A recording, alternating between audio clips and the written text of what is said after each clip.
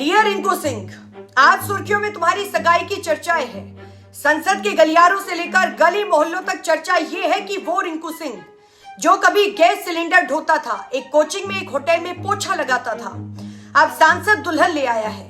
जिसने भी तुम्हारे सफर को पास से देखा, वो सफर चलचित्र की तरह उनकी आंखों के सामने घूम रहा है।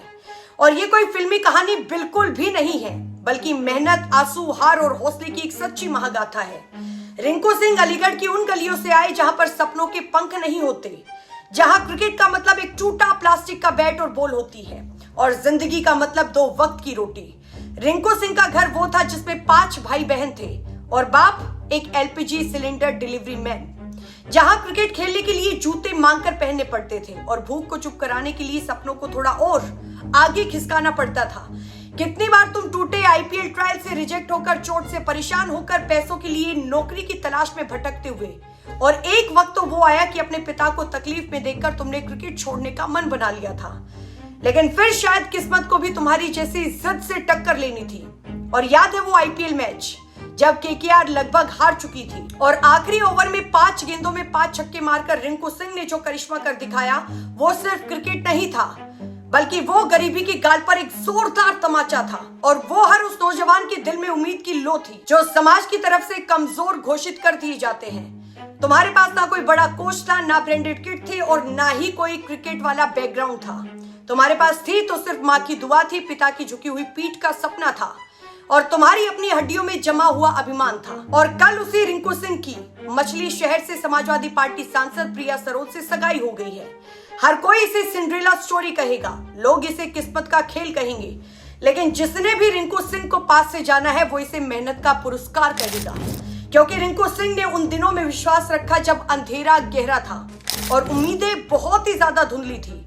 रिंकू सिंह की कहानी बताती है कि सपनों की कोई जात, धर्म या सामाजिक दर्जा नहीं होता।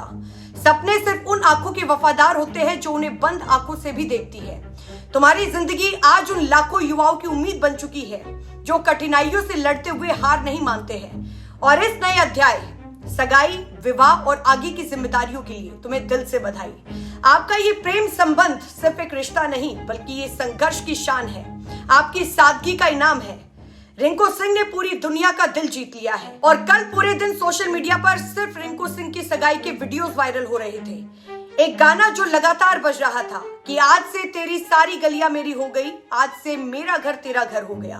तुम्हारे संघर्ष को हर कोई सलाम करता है और लोगों ने कल माना है कि इस पूरी दुनिया में कुछ भी असंभव नहीं है, क्योंकि 10 साल पहले क्रिकेटर रिंकू सिंह एक होटल में साफ सफाई की नौकरी करते थे, एक होटल में पोछा लगाते थे और कल एक राजनीतिक घराने की युवा सांसद से उनकी सगाई हो गई है। रिंकू सिंह की सगाई में असली देसी प्यार दिखा है, जहां पर रिंकू सिंह शर्मा रहे थे लेकिन सांसद प्रिया सरोज झूम झूम कर नाच रही थी। ना कोई दिखावा, ना कोई फिल्मी इवेंट, बस प्यार, सादगी और दिल से किया हुआ जश्न। रिंकू ने दुल्हन का दिल नहीं बल्कि पूरी दुनिया का दिल जीत लिया है। अब आखिरी में मैं आपको कल की एक बहुत शानदार, सबसे खूबसूरत तस्वीर दिखाती हूँ।